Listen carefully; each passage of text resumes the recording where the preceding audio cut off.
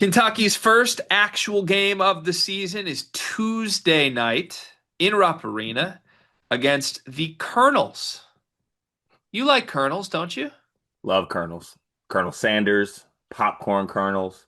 I think those are the only Colonels. Yeah, those are, I think, the only Colonels. Well, the Nicholls Colonels is the third version of Colonel. Nicholls, a pretty interesting mid-major program to start the season with. This is a team that can sneak up on you. That's the way I would describe it. Under head coach Tavon Sadler, 2 seasons with him at the helm. Hooper. 20 and 14 overall in year one, 13 and 5 in the Southland Conference. In year two, 20 and 13, 13 and 7 in the Southland Conference. I believe last season, if I am correct here, Nicholls was very close to actually making the NCAA tournament. Ended up losing by 3 points to Lamar and didn't happen. But anyways, I digress. Last season, Nicholls was 167th in the country on KenPom and just a feisty mid-major. They went on the road to open the season last year against New Mexico and played Donovan Dent within 7 points. A couple years ago under Sadler, they beat LSU outright in the second game of the season. So there's a little history here of they show up and all of a sudden you're in a dogfight that you didn't really expect. For this season, Nicholls is 225th on KenPom, so the analytics are expecting at least a minor step back from what we saw last season. Personnel wise, looking at this Nicholls roster, it's almost entirely new. That's the big caveat here. They lost, let me count this up correctly, they lost 8 players to transfer, and 4 of them averaged 11 or more points per game. They only bring back 3 players from last season's roster, and they combined for 60 minutes. Nobody scored more than 6 points per game. So we don't really know what to expect. There's a lot of NAIA guys in this team. In fact, 4 of them make their way to Nicholls this year from the NAIA level. There's a couple guys that we know are Division One players.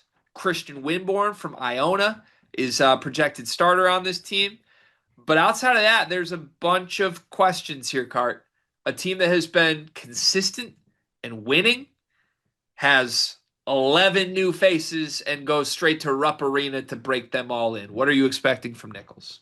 Yeah, I think it's a very tall task to go play, being a whole new team. And, I wasn't able to, if there was a secret scrimmage for Nicholls, I wasn't able to see it. But from everything I saw, they didn't necessarily have an exhibition game or anything like that to kind of put things together, I think.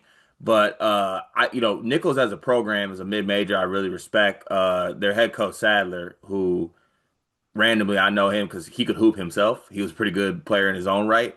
Um, it's just a really tall task, I think, that in the first game with a lot of new pieces to go into Rupp Arena and think that things are going to hit on all cylinders, right? I think it's good. There's going to be some call it growing pains to this roster that I think could affect it. There is one player that's intriguing to me though, Gregory. Can I bring this player to the forefront? Please. So he's a freshman, 6'3", like 160, 170, so a little bit slender, right? Not necessarily the best spot you want to be at. But he was a bucket in high school. Jordan Matthews played in Louisiana. 6'3", averaged like 26 points a game, 25 points a game. Player of the year in his region in the state of Louisiana, a good basketball state, I would put it out there as. A kid that I'm interested to see play in this game if he does play. You never know with freshmen, but yeah, an interesting guy that can really score the basket. I just don't know if physically he'll be ready to do anything in this game, but yeah, I think it's gonna be a tall task for Nicholls, I would say. Interesting. What's your fear level of him? On like a scale of on like 1 to 10, Yeah, like a 2. pretty low. Yeah. So does this game, from your perspective, just simply come down to does Kentucky handle their business? Yes. What do you expect from Kentucky on that front? Business to be handled. Especially off a loss to Georgetown, you would think maybe there's like an extra element of pissed off nature I, here. I think there's an extra element of pissed off. I think that. against a team like this is a team that you can grind down, right? With your numbers, your physical, they can do that with this against this Nicholls team.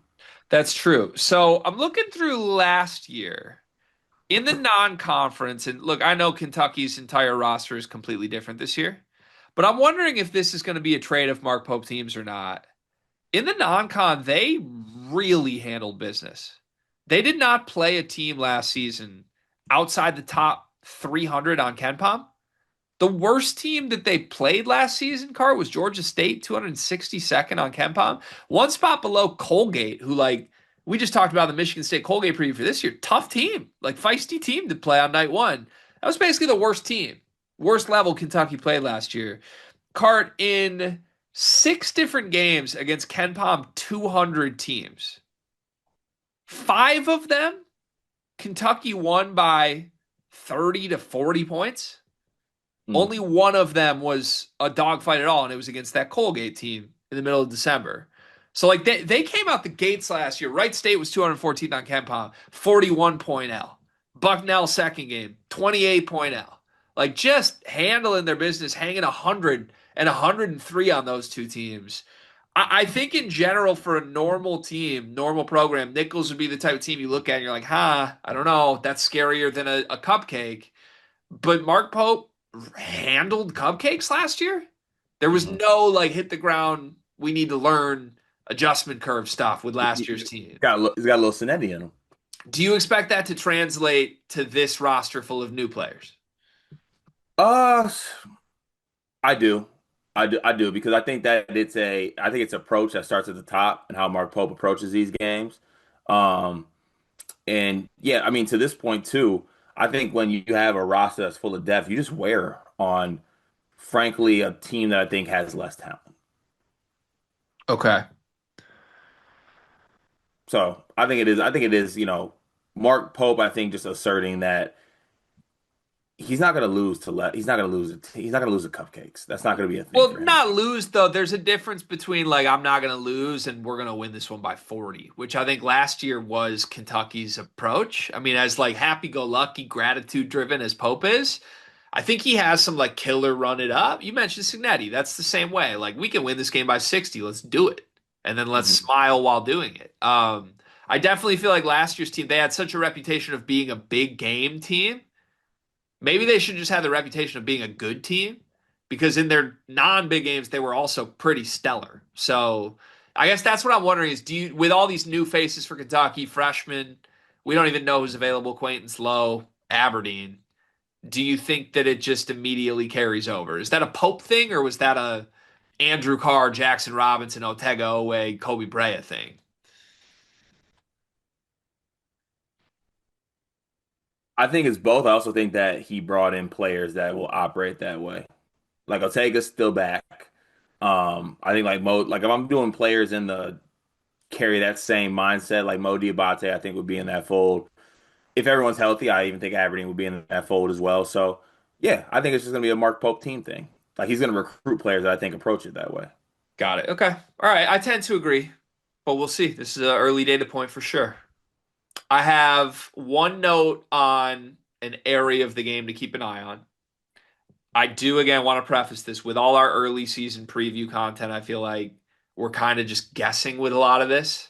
Not to say we don't know Kentucky and we have thoughts, but like when trying to profile Nicholls, a team Hmm. with 8 new players, they might just be completely different stylistically than they were a year ago. In fact, I would say one of the things I like about Sadler from year one to year two at Nicholls, his teams were very different in what they were good at. Feels like a guy who molds his team around what his personnel are. So this may not carry over at all, but it's a note for me. Nicholls last season was the 13th best 3-point percentage defense in the sport. They were also pretty good at limiting attempts. Team shot 30% from three against Nicholls last season. That is awful. It's a Hmm. big part of why they had success. Kentucky's shooting is a massive question for me right now. It was a massive question in the summer. And anytime anyone raised it, what we were told was that Noah and Cam Williams are elite. Noah and Williams did not look elite against Georgetown at all. What do you think Kentucky will shoot from three in this game? I think they get right in this one. Think I think this it's a is get a right game. shots go in game?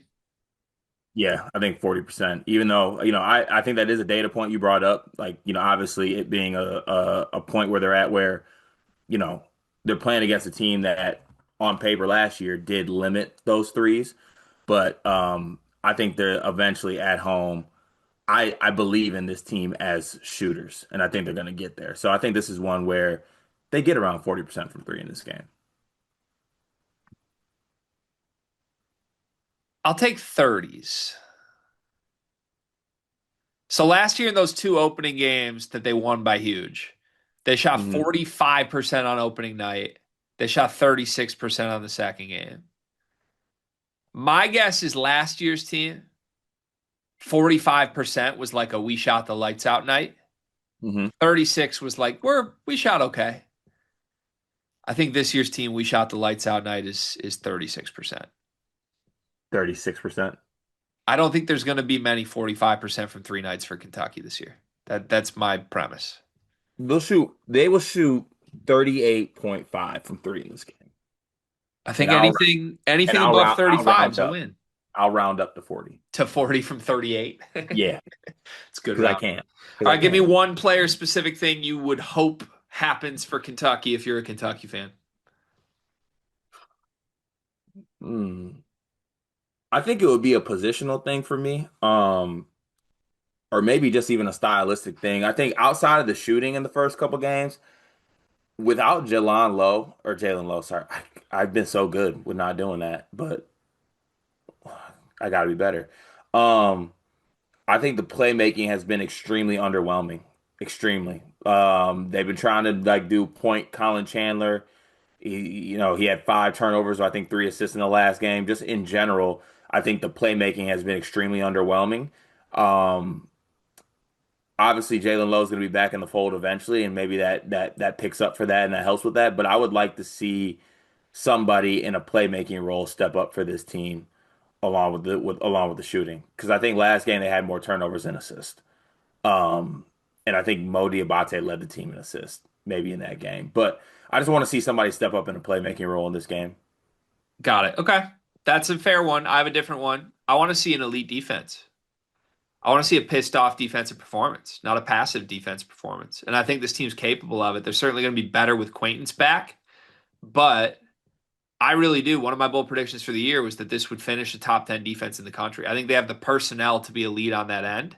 And I don't see a ton on paper that Nicholls brings to the table offensively. So give Mhm. me like a masterpiece defensive game. Give me like a set the tone for the season. We are a great defensive team in a way that Pope's never coached. I think they could do that. I think they could hold Nicholls to 50 something points. And I think you'd come out of it feeling really, really good. Last question for me. If you are Mark Pope, who do you play in this game? We mentioned Quaintance is, I think, out. Jalen Lowe, I would assume, is out, but I haven't heard the latest update. Aberdeen, I would think they probably bring back if he can go, but he didn't go against Georgetown. A lot of moving parts here. You are Mark Pope. Who do you try and play in this game? I don't play any of them. None of those three. Mm-mm. So you tried out the exact same personnel group that got wire to wire defeated by Georgetown. Yeah, I think we can get it done against Nichols. Okay. I would want Aberdeen back. I mean, you want him back, obviously, but if he's banged up, why are we playing him in a game against Nichols? Set the tone for the season. Fair. Now, there's levels to it. If he's 50%, of course you hold him out. Hmm But if he's like 80%, I think you play Oh, him and expect yeah. real I shit. agree with that. Okay. Yeah. All Yeah. right, then we're on the same page. Love that. Alignment to start the season. Kentucky expected to win 90 to 62, according to Ken Pomeroy, a 28-point victory at home in Rupp. What do you expect? Yeah, I think this one is gonna be a situation where there's some bounce back, right? And I do think they have a good defensive performance. I do think they have a good performance as far as shooting as well. I do think they get to 90. I'm gonna say this game is 195. Actually, 96, because why not? Let's get to roundup territory. 96 to 61. I think Kentucky, I think it's lower scoring than that. Give me 85-51. 50-51. That's a crazy defensive I performance. think the defensive performance I'm after is coming. I think you're going to get a pissed off Aberdeen Diabate game.